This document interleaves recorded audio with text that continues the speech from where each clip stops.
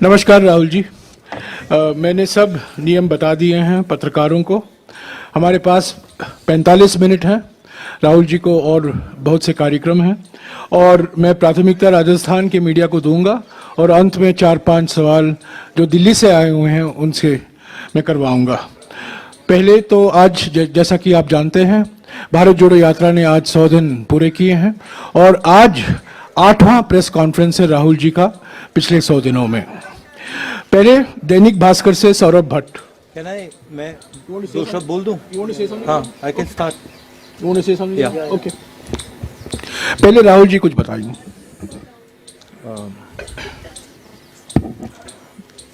आप सबका यहाँ बहुत बहुत स्वागत।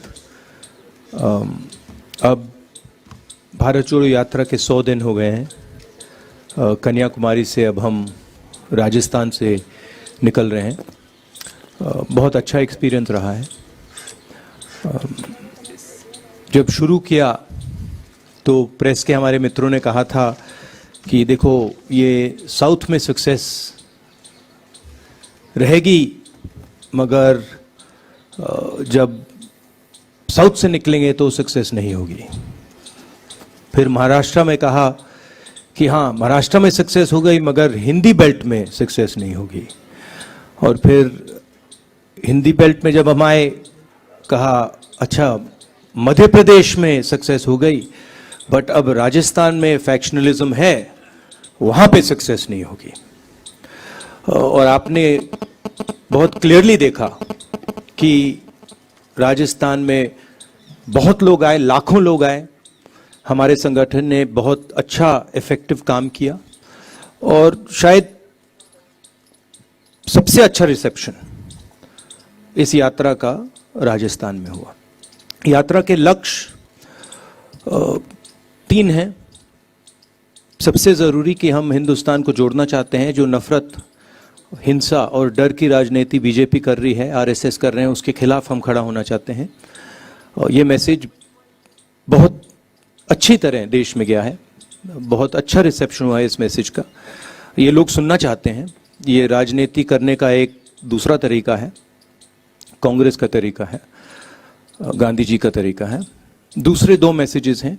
एक, जो बेरोजगारी बढ़ती जा रही है उसके खिलाफ, और दूसरा जो महंगाई और जो इनकम इनक्वालिटी हो रही है, जो चुने हुए लोगों को बहुत सारा फायदा मिल रहा है, और हमारे जो किसान हैं, मजदूर हैं, छोटे दुकानदार हैं, युवा हैं, उनका नुकसान हो रहा है। तो ये हमारे 3 मुद्दे थे। अगर आप चाहते हैं मैं अंग्रेजी में बोल लेता हूँ या हिंदी में? ठीक है, अब आपके जो सवाल होंगे आप पूछ सकते हैं। दैनिक भास्कर के सौरभ भट्ट, माइक दीजिएगा जल्दी जल्दी,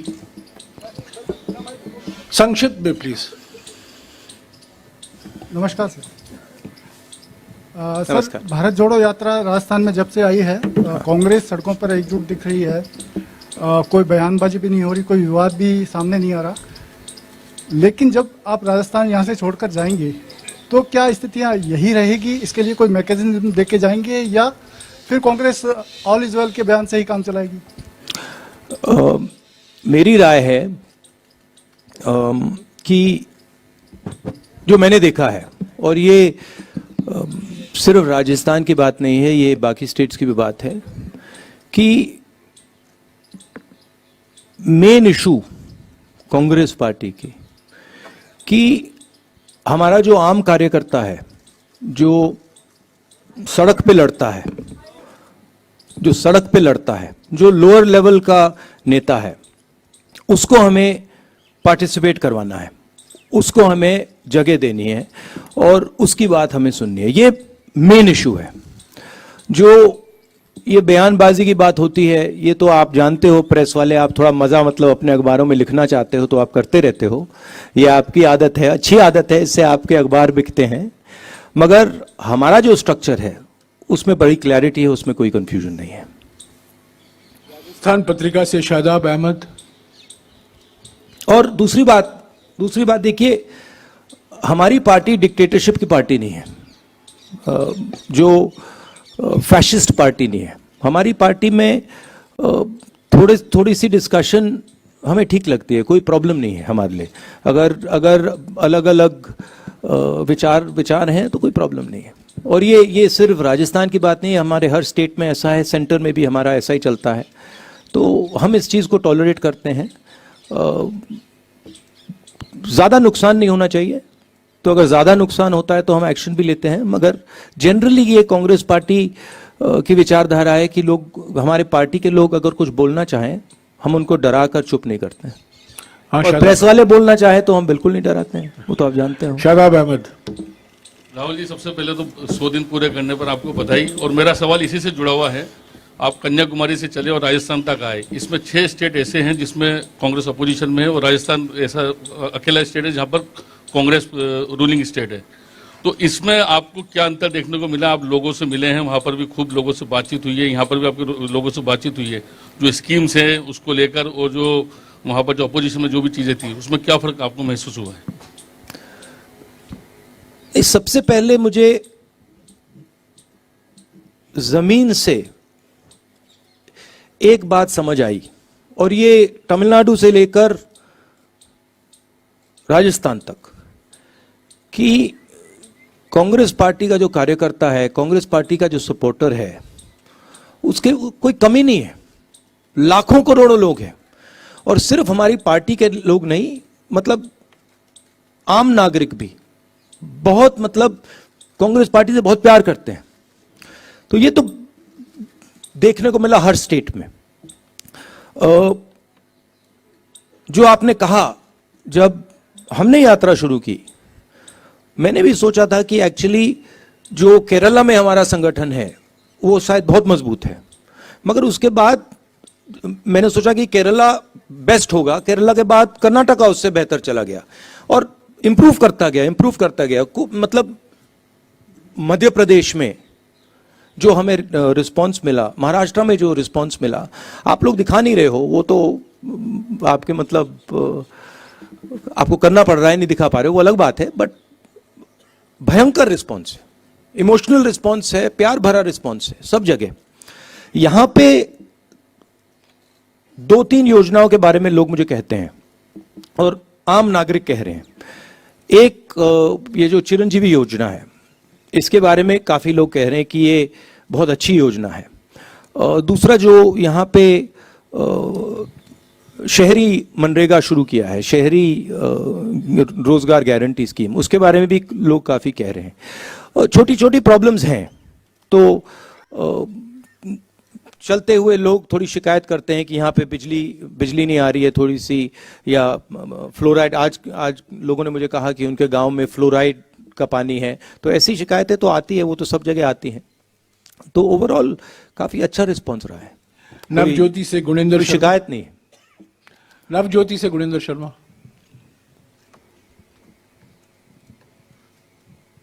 हेलो राहुल जी, ये आपके क्या है कि 4 साल सरकार के पूरे हो रहे हैं और सभी मंत्री सरकार रिपीट होने का दावा कर रहे हैं। अभी जो हाल में घटनाक्रम हुआ, उसके बाद आपको क्या लगता है कि अब अगले 1 साल में सरकार रिपीट के लिए क्या किया जाएगा? और इसी में एक सवाल है, जयराम रमेश जी ने कल कहा, एक सवाल प्लीज, एक सवाल। बिना चेहरे के चुनाव लड़ेगी कांग्रेस। आपने सवाल कर दिया, सवाल का जवाब देंगे। आपने सवाल कर दिया, एक सवाल। तो देखिए, चुनाव का प्रेडिक्शन आप लोग करते हो, आप लोग जानते हो, मगर मैं आपसे ये कह सकता हूं कि यहाँ पे ओवरवेलमिंग रिस्पॉन्स रहा है, और हमारे जो कार्यकर्ता हैं उनकी मतलब अनबिलीवेबल स्ट्रेंथ है। जो मैंने पहले कहा, अगर हमने, जो हमारे कार्यकर्ता हैं, जो हमारे लोअर लेवल के लीडर्स हैं, उनको उनका अच्छी तरह प्रयोग किया, तो हम चुनाव बहुत आसानी से जीत जाएंगे। जो लोग हमारे लिए काम करते हैं, जो लोग हमारे लिए लड़ते हैं, अगर उनको हमने सही जगह दे दी तो यहाँ पे भयंकर जीत होगी, स्वीप होगा। तो वही मेन इशू है। राष्ट्रदूत से योगेश शर्मा। राहुल जी, आप कह रहे हैं रेस्पॉन्स अच्छा मिल रहा है, निश्चित तौर पर सड़क पर बहुत सारे लोग आपको देखने सुनने आ रहे हैं, लेकिन पार्टी के अंदर बहुत सारी अनिर्णय की स्थिति होती है। 80 दिन पहले आला कमान के निर्णय के खिलाफ जाकर समानांतर विधायक दल की बैठक होती है, उसमें प्रभारी के खिलाफ बयान दिए जाते हैं, आप 3 नेताओं को नोटिस देते हैं, 80 दिन बाद उस पर निर्णय नहीं होता। उसी दिन विधायक इस्तीफा देने गए थे, उन इस्तीफों पर कोई निर्णय नहीं होता। और सवाल कीजिए प्लीज, सवाल कीजिए। ये अनिर्णय की स्थिति कब तक रहेगी? कोई निर्णय की स्थिति नहीं है, बड़ा क्लियर है ये आपको। मतलब ये थोड़ा थोड़ा होता रहता है पार्टी में, हमारी पार्टी में होता है, कोई बड़ी प्रॉब्लम नहीं है, कोई कंफ्यूजन नहीं है। दैनिक भास्कर डिजिटल से गोवर्धन। अगर आप कंट्रोवर्सी चाहते हैं मुझसे पूछिए, मैं कंट्रोवर्सी करा सकता हूं आपके लिए, थोड़े आपके बिकेंगे अखबार, नो प्रॉब्लम। गोवर्धन जी, राजस्थान में इसी से एडजॉइनिंग सवाल है, राजस्थान में अगला चुनाव किसकी लीडरशिप में करेंगे या बिना चेहरे के जाएंगे, ये क्लियर कर दीजिए, क्योंकि बहुत सारे लोग। भैया मैं कांग्रेस पार्टी का प्रेसिडेंट नहीं हूं, कांग्रेस पार्टी के प्रेसिडेंट खारगे जी हैं, आप ये सवाल उनसे पूछिए। आपने सवाल पूछा, मैंने सवाल का जवाब मिल गया। फिर से दोहरा देता हूं, खारगे जी से पूछिए। टाइम्स ऑफ इंडिया जयपुर से जॉय चंद। सर मेरा क्वेश्चन है, ये कांग्रेस में क्या है, कुछ नेता लोग बोलता है ये कोई नेता चला गया तो कोई फर्क नहीं पड़ता, lot of attrition in the Congress, so what you are planning to stem this tide of people leaving Congress and joining other parties and BJP poaching them? Where is the tide? Last I heard, Congress won the election in Himachal Pradesh. You're not congratulating us for that. No, we are. How come you haven't said? How come you haven't said congratulations, Congress Party winning Himachal Pradesh? That you're not saying. That is only a drop in the ocean, actually. No? No, it's not. See, please don't underestimate what the Congress Party is. See what has happened, and with all due respect, you have been responsible for it. Is there Hindi mein? Hindi? English or Hindi? You asked the question, what do you prefer? English. So, there has been a systematic defamation campaign, okay, run against myself for sure, and run against the Congress Party. And the press has participated willfully in this campaign. I don't blame you, but the idea that Congress Party is withering away, Congress Party is ineffective, Congress Party, this is all been preached by the BJP opposition and by the BJP, and you have played a part in putting this across. Let me be very clear. The Congress Party is an ideological party. It is the party that is ideologically opposed to the BJP. It is the party that is fighting the BJP on the ground. It does not compromise with the BJP. It has its principles. And of course, if certain people want to leave the Congress Party, they don't have the courage to face the BJP. They have been corrupt, and the BJP can apply pressure on them. They are welcome to leave. We don't want them. The more the merrier, right? What we need is people who are fighting the BJP, who believe in the Congress ideology, and who are standing firm against the fascism that is taking place in this country. That's what we need. So this idea that Congress Party is dying, this Congress Party, is finished. I mean, a lot of people have this fantasy, right? It's not true. It won't come true. Mark my words. The BJP is going to be taken down by the Congress Party. Okay? Thank you. जी राजस्थान से शशि मोहन। हिंदी में बोल दो। जी राजस्थान से शशि मोहन। बोल दे। देखिए ये जो अभी जो बोला, देखिए एक बीजेपी आरएसएस, ये इनका काम डिफेमेशन है। यही इनकी सबसे बड़ी स्ट्रेटजी है, यही इनकी सबसे बड़ी स्किल है। मुझे डिफेम किया और हर रोज ये कांग्रेस पार्टी को डिफेम करते हैं। और मैं आपको सच बताऊं तो इसमें प्रेस का भी रोल है, और मैं आपको गलती नहीं देता हूं। आपके मालिक हैं, आप पर दबाव डालते हैं, वो ठीक है, मगर ये कहना कि कांग्रेस पार्टी बिखर गई, कांग्रेस पार्टी खत्म हो गई, ये बिल्कुल गलत है। कांग्रेस पार्टी एक विचारधारा है, देश में बहुत जीवित है, लाखों करोड़ों लोगों के दिल के अंदर है, और यही पार्टी है जो बीजेपी के खिलाफ लड़ रही है, जो पीछे नहीं हटती है, आइडियोलॉजिकली लड़ रही है, और यही पार्टी बीजेपी को आने वाले समय में हरा के दिखाएगी। जी राजस्थान से शशि मोहन।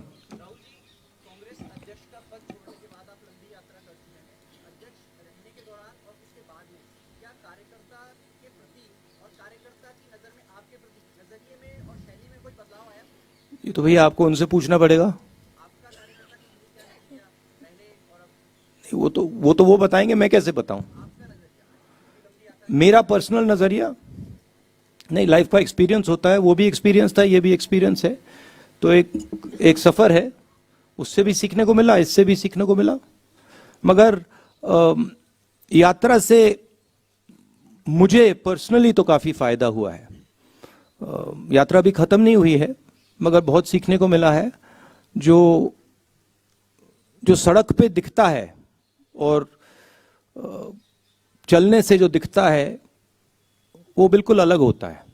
मतलब थोड़ी थकान होती है, थोड़ा दर्द होता है, तो तब सुनने में सच्चाई अच्छी सुनाई देती है। फर्स्ट इंडिया से योगेश शर्मा।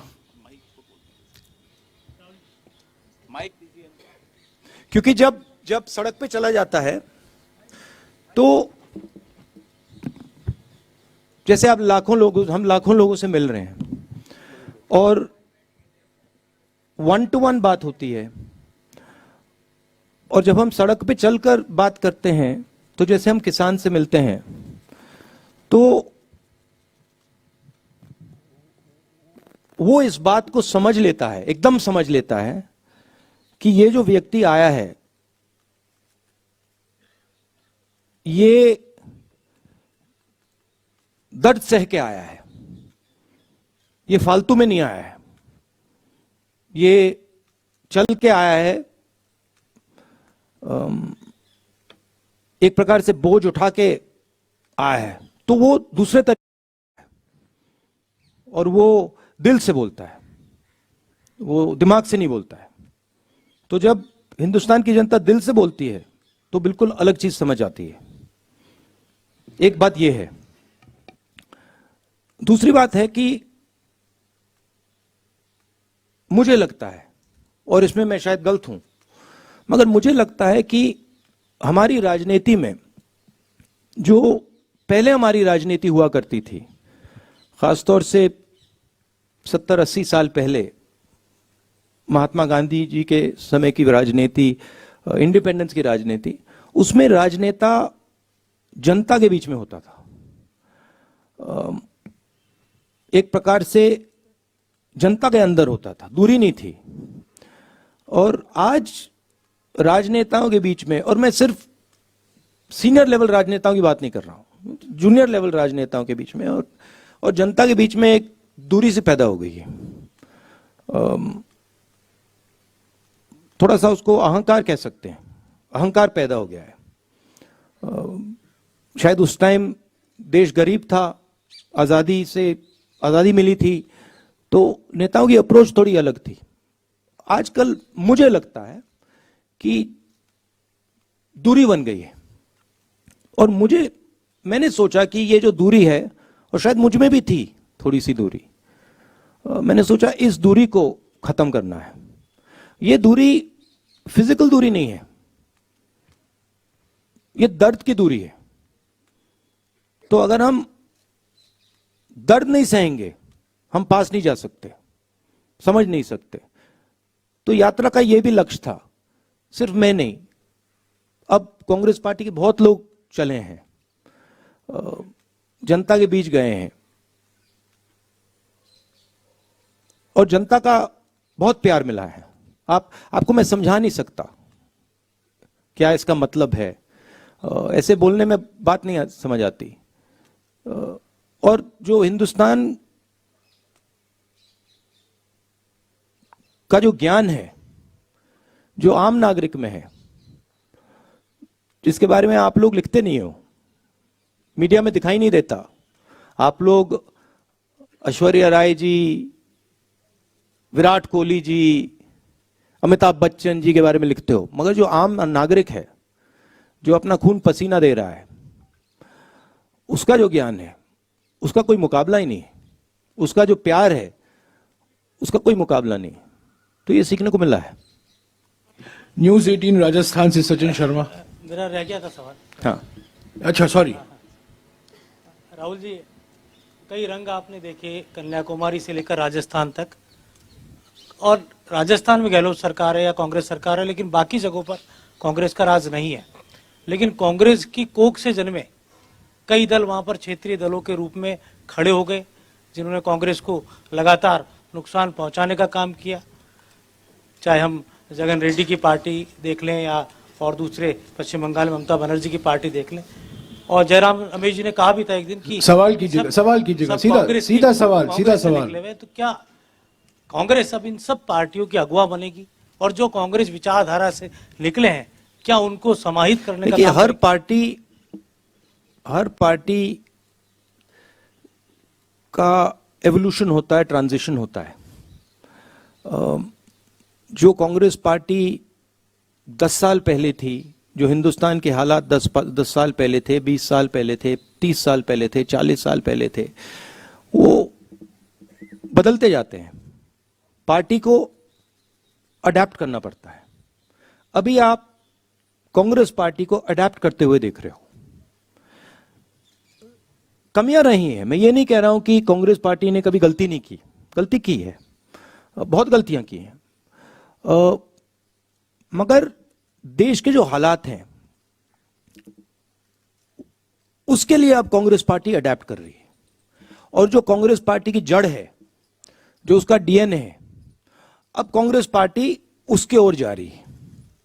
और मैं आपको एक बात कह सकता हूं, जिस दिन कांग्रेस पार्टी ने अपनी जड़ पकड़ ली, जिस दिन जो कांग्रेस है वो कांग्रेस संगठन बन गया, उस दिन यहां पे कोई नहीं हरा सकता कांग्रेस को। तो ये एक कम्युनिकेशन है, जनता के साथ एक कम्युनिकेशन है, जनता को समझने का प्रयास है और अपने आप को बदलने का प्रयास है। ठीक है, तो ये आप ट्रांजिशन देख रहे हैं, इसमें थोड़ा टाइम लगेगा, मगर ये विचारधारा जो है कांग्रेस पार्टी की, ये 10-15 साल पुरानी नहीं है, ये 100 साल पुरानी भी नहीं है। ये जो लड़ाई चल रही है, ये हजारों साल पुरानी लड़ाई है, हजारों साल पुरानी। तो ये विचारधारा की लड़ाई पहले थी, आज है, कल भी रहेगी। कांग्रेस पार्टी को प्रिसाइसली ये समझना है कि कांग्रेस पार्टी है क्या, और वो एक सफर है। और हमारे लिए जो हो रहा है, मैं आपको बताऊं, ये जो बीजेपी आई है, जो आरएसएस आई है, सारे इंस्टीट्यूशंस को कैप्चर कर लिया है इन्होंने। ये कांग्रेस पार्टी के ट्रांजिशन के बदलाव के लिए, ट्रांजिशन के लिए, नई एक जो कांग्रेस पार्टी का रूप है, उसके लिए बहुत अच्छा है, खराब नहीं है। और जो हमारे सीरियस नेता हैं, जो कांग्रेसी हैं, उनको ये मालूम है और वो दिख जाते हैं, वो डरते नहीं हैं, वो दिख जाते हैं। न्यूज 18 राजस्थान से सचिन शर्मा। माइक दीजिएगा जल्दी यार, माइक ऊपर। मेरा सवाल ये है आपसे कि ओपीएस राजस्थान ने लागू किया, हिमाचल में भी ओपीएस की वजह से ही संभवतः आप लोग सत्ता में आए। कल आप रघु राजन सर से मिले हैं, उनसे आपकी बातचीत? ये आपने बहुत बड़ी स्टेटमेंट की कि बहुत बड़ा हिमाचल में आप ओपीएस के कारण आए। ये मतलब साइंटिफिक एनालिसिस किसी ने नहीं किया है। उसका एक बड़ा रोल रहा होगा। गहलोत साहब भी कई बार गए, उन्होंने ओपीएस की बात कही, लेकिन कई अर्थशास्त्री उसके विरोध में, उसके खिलाफ हैं।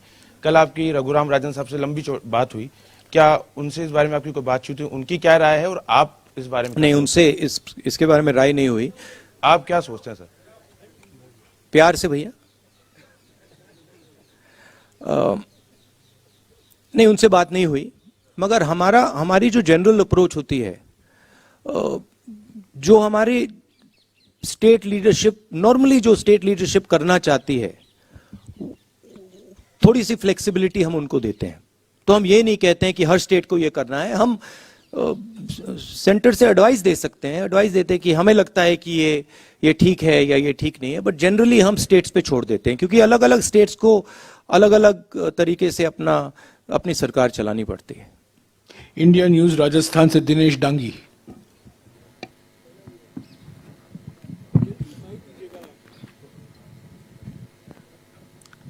राहुल जी नमस्ते। राहुल जी, आप लगातार कह रहे हैं कि ये मेरी यात्रा सियासी नहीं है, नया आप वोट मांग रहे हैं। क्या? आपकी यात्रा सियासी नहीं है, मकसद 3 आपने बता रखे हैं। नहीं, ये मेरी यात्रा नहीं है भैया। कांग्रेस की हाँ। जन जन की हो जाएगी, जो भी, मगर मेरी नहीं है। Best of luck.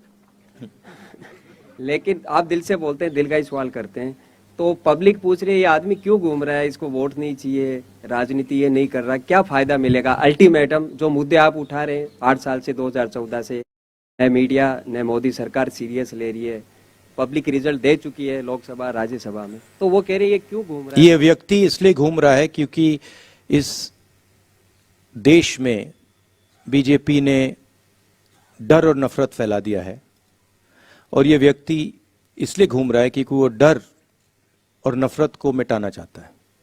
और ये व्यक्ति, ये पहला व्यक्ति नहीं है जो ऐसे घूम रहा है, ऐसे बहुत सारे व्यक्ति घूमे हैं, और ये हिंदुस्तान का इतिहास है। ये जो नफरत और डर से लड़ने का ये हिस्ट्री है हमारी, ये इतिहास है, और मैं पहला नहीं हूं और अंतिम नहीं होऊंगा।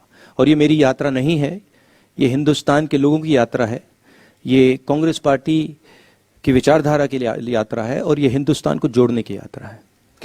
राजस्थान मीडिया से आखिरी सवाल है, पत्रकार टीवी से राहुल सिंह।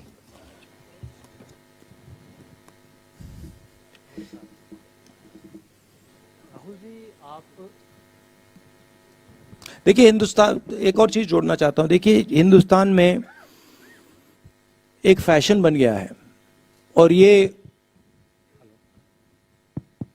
प्रेस वालों ने भी थोड़ा फैलाया है, बीजेपी आरएसएस तो फैलाती है, कि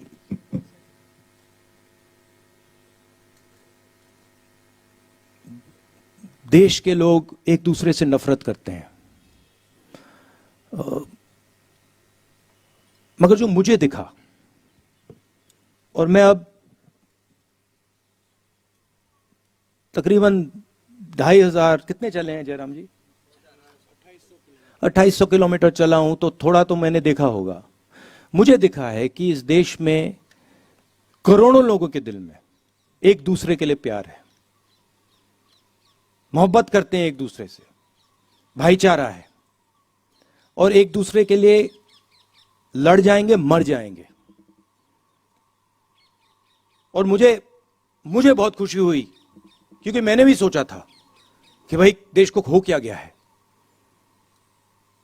ऐसे देश में इतनी नफरत कैसे हो सकती है।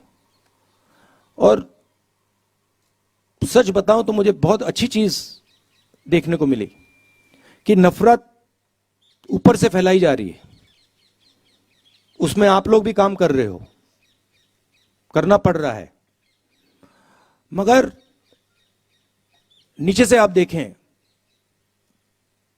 प्यार है, भाईचारा है, इज्जत है, रिस्पेक्ट है। और यही इस देश की संस्कृति है, यही इस देश की हिस्ट्री है, इसको बदला नहीं जा सकता है। राहुल जी, आपने 2500 किलोमीटर की यात्रा की और लगातार चल रहे हैं। इस पूरी यात्रा में राजनीतिक रूप से, सामाजिक रूप से क्या आपने बदलाव, क्या दो तीन अहम चीजें महसूस की जो आने वाले समय में चुनौती बन सकती है और कांग्रेस पार्टी उसका मुकाबला भी कर सकती है? इस तरह की क्या दो तीन चीजें अहम रूप से महसूस किया आपने?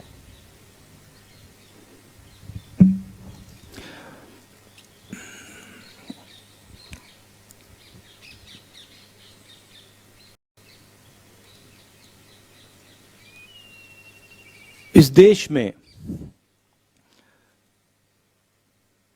आर्थिक अन्याय हो रहा है,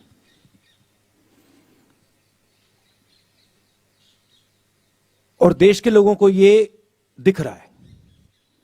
देश के लोग देख सकते हैं कि चुने हुए लोगों के पास सब कुछ है, सपने हैं,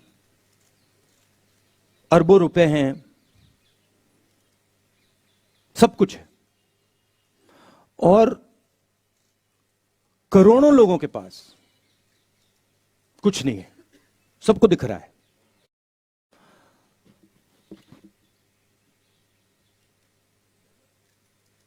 करोड़ों लोग हर रोज उठते हैं, कोई ना कोई सपना देखते हैं, और फिर उनका सपना टूट जाता है।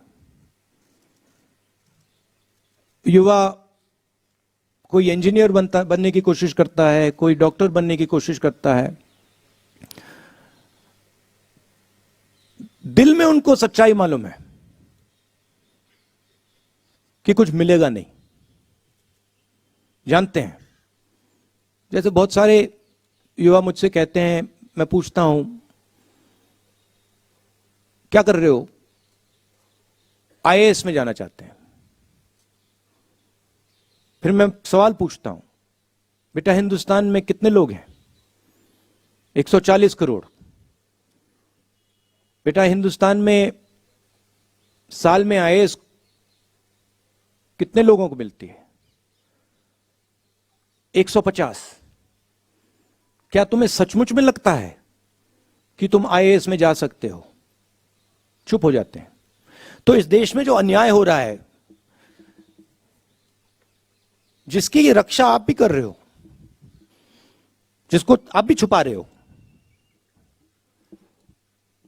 आप नहीं छुपाना चाहते हो मगर छुपा रहे हो, वो देश की जनता को दिख रहा है। और यही कांग्रेस पार्टी का काम है कि जो देश को जो विजन होना चाहिए,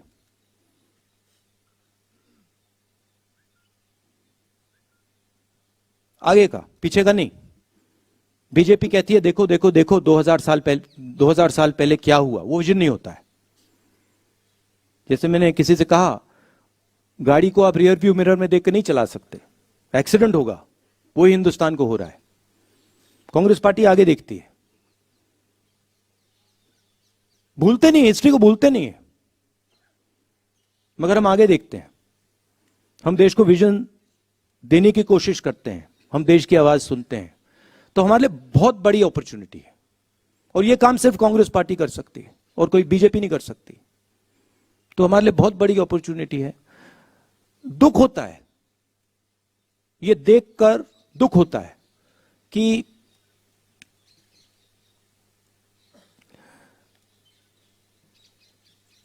सौ लोगों के पास इतना धन है जितना 50 करोड़ हिंदुस्तानियों के पास है। एक तरफ 100 लोग, दूसरी तरफ हिंदुस्तान की आधी आबादी। उतना ही धन इनके पास, उतना ही धन इनके पास। पूरा हिंदुस्तान जानता है क्या हो रहा है। मैं हैरान हो जाता हूं कि लोग चुप रहते हैं।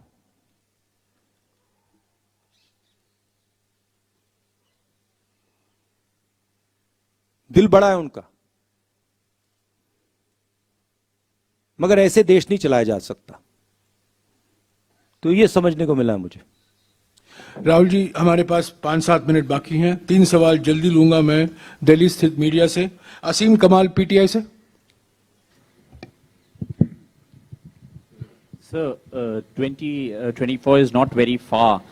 There are a lot of regional parties that have been talking about bringing the opposition together. When will the Congress take the lead in bringing the opposition together? And in that context, how will you reconcile your differences with parties like TMC and AAP? Brother, you have to ask this to the Congress president. I have a view that the Congress party must work with all the opposition parties. There's a lot of space to do that. But the exact strategy, how it's going to be done, that you have to ask the new Congress president. I'm actually not involved in that right now. Niyamika Singh, Times now. Is she here? Yeah, Niyamika. Please take the mic and ask the question. Take the mic and ask the question.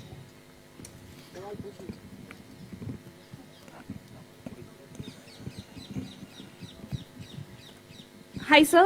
Sir, my question to you is that after this successful completion of 100 days of Bharat Jodo Yatra, is the Congress party also planning to move from west to east in the country? अब देखते हैं, let us see. But you know, before I came to this press conference, I was having lunch with my friend here. And I said to him that I bet you that the press will not ask me a question on China. I said, मैं आपसे शर्त लगा लेता हूं कि press वाले आज सब सवाल पूछेंगे, आगे पीछे दाएं बाएं, यात्रा, सचिन पायलट, अशोक गहलोत, सब पूछेंगे, मगर चाइना के बारे में एक सवाल नहीं पूछा जाएगा। जिन्होंने 2000 स्क्वायर किलोमीटर हिंदुस्तान का उठा लिया, जिन्होंने हिंदुस्तान के 20 जवानों को शहीद किया, जो हमारे जवानों को अरुणाचल प्रदेश में पीट रहे हैं, मैंने कहा हिंदुस्तान की प्रेस मुझसे इनके बारे में एक सवाल नहीं पूछेगी। सच था, सच था। Vijay Lakshmi from India news. Vijay Lakshmi, mic दीजिएगा विजय लक्ष्मी जी को। ब्रदर, देश देख रहा है, ये मत सोचिए कि नहीं देख रहा है। राहुल जी, विजय लक्ष्मी इधर। राहुल जी, मैं चाइना पर ही पूछना चाह रही थी। अब आप पूछ रहे हैं चाइना पर? नहीं राहुल जी, अब पूछ रही है। नहीं, मैं चाइना पर ही अब याद आया चाइना। अपनी बारी का इंतजार करी थी मैं, क्योंकि एक ऑर्डर है प्रेस कॉन्फ्रेंस का। क्योंकि पार्लियामेंट में आप से मुलाकात नहीं हो पाती है, भारत जोड़ो यात्रा में आप हैं, आपकी पार्टी उठा रही है ये मसला हाउस में, लेकिन सरकार की तरफ से कहा जाता है 1 इंच भी कोई हमारी जमीन का नहीं ले सकता है। लेकिन उसके बावजूद इस तरह की घटनाएं हो रही हैं। आपको लगता है अप्रोच में कुछ चेंज करने की जरूरत है?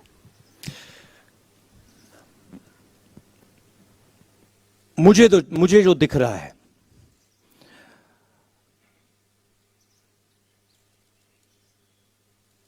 जो चाइना का थ्रेट है, और मुझे तो वो क्लियर, और मैं इसको अब 2-3 सालों से कह रहा हूं,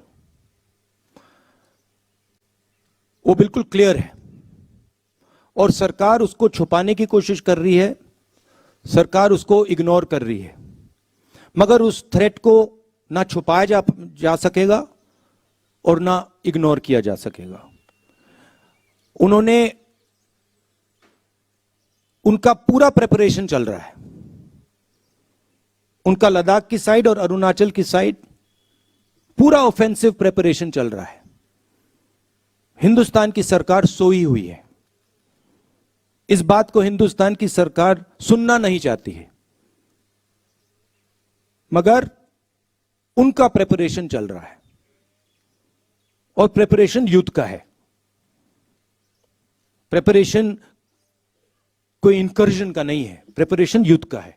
अगर कोई भी इन बातों को समझता है, अगर आप उनका वेपन्स का पैटर्न देख लें, वो क्या कर रहे हैं वहां पे, वो युद्ध की तैयारी कर रहे हैं। और हमारी सरकार इस बात को छुपाती है और इस बात को शायद एक्सेप्ट नहीं कर पा रही है। हो क्यों रहा है? क्योंकि हिंदुस्तान की सरकार इवेंट बेस्ड काम करती है।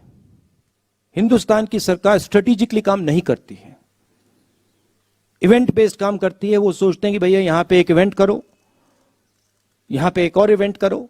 मगर जब आप इंटरनेशनल रिलेशंस की बात होती है, जियो स्ट्रेटेजी की बात होती है, वहां पे इवेंट काम नहीं करता है, वहां पे शक्ति काम करती है। तो मैंने 3-4 बार बोला है कि सावधान रहना चाहिए, जो हो रहा है उसको समझना चाहिए। उनकी बयानबाजी आती रहती है, मैं देखता हूं एक्सटर्नल अफेयर्स मिनिस्टर बोलते रहते हैं, कहना नहीं चाहिए, मगर शायद उनको थोड़ी अपनी समझ गहरी करनी चाहिए। आखिरी सवाल राजदीप सरदेसाई, इंडिया टुडे से। Mr. Gandhi, thank you very much for addressing the press conference. It's good to have leaders who take questions from the press. And we were going to ask a question on China as well. No, you were not. No, we had it. Moshmi and I had discussed it, but that's okay, sir. No. Of course. That's okay, after I said it, of course, now suddenly the questions will come. No. Anyway, we don't need to get into it. Sir, you started your press conference by saying that you believe the yatra has been a success as it's gone from Kanyakumari into North India. Can you define for us what Rahul Gandhi believes is the success of a yatra? Because only last week, you lost an election in Gujarat badly, you won an election in Himachal. Is electoral success one of the criteria for you when you say success of the yatra? And what next for you after this yatra, Rahul Gandhi ji? Are you building towards 2024? Is that also part of this yatra's journey, sir? Look, there is a particular vision of this country that the RSS and the BJP propose. There's a particular path that they believe this country should take. It's a violent path. It's a hate-filled path. It's a path that is designed to create two Indias. One is an India where there are 5 or 6, 10 billionaires, and the other India where everybody else will live in poverty, in desperation. That's their vision. It's also a hate-filled vision. It's an angry vision of India. And it is a view. It is a view held by quite a few people that this is what India should look like. That one language should dominate, one state should dominate, one idea should dominate, one culture should dominate, right? One religion should dominate. And there's another view. And that view is that this country should talk to itself. It should have a conversation with itself. It should be affectionate to itself. It should understand the pain that this country is going through. It should not be arrogant, it should be humble. It should reach out to other people. It should embrace other people. This is another vision. This is what the Bharat Jodo Yatra has been very successful at showing. That there is another alternative. Nobody in the Yatra is beating each other up. Nobody is abusing each other. Someone falls down, everybody lifts them up. Nobody asks, what caste are you? Which state you come from?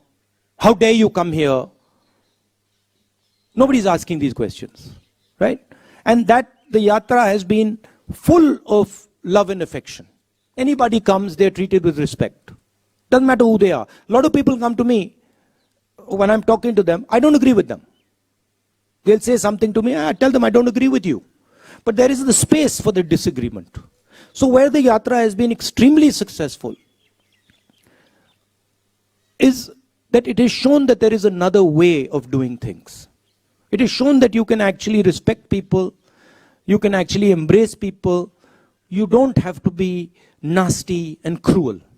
Okay, so there it has been a tremendous success.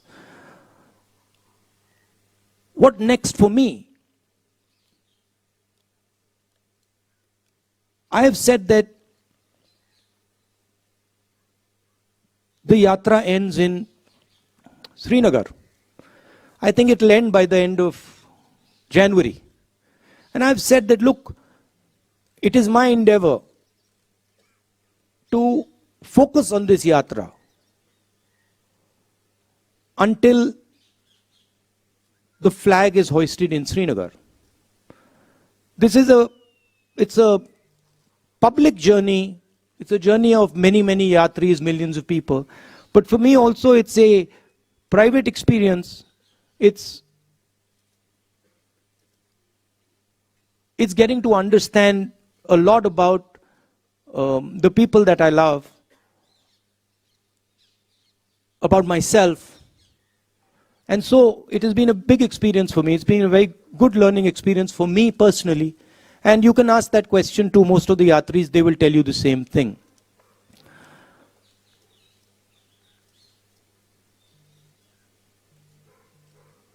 One of the reasons the BJP wins elections, I mean, there are multiple reasons, right? There is that they have huge amounts of money. They use the institutions of the country. They pressurize and threaten people. Those things, those tools are not available to us. We don't want to use them.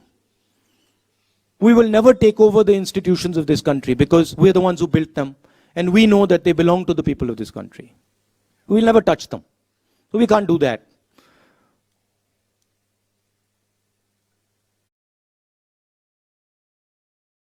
Access to that money, we never will. Right? Because we don't offer the conveniences that the BJP offers. We say inconvenient things about farmers and laborers and small businesses and youngsters, and we do all that. So we'll never get that money. But one of the other reasons that BJP wins elections is because they're very clear on who they are. They're hateful, I don't agree with them. They divide India, I don't agree with them. But they have complete clarity on who they are. It's easy to have clarity on who they are, because for them it's just, do you hate so and so? Yes, you do. Okay, that's who you are. For us, it's much more complicated. But the day the Congress party understands in depth who it is and what it stands for, it will win every election that it faces. Okay? There is also the matter of fighting elections operationally, which we are getting better at.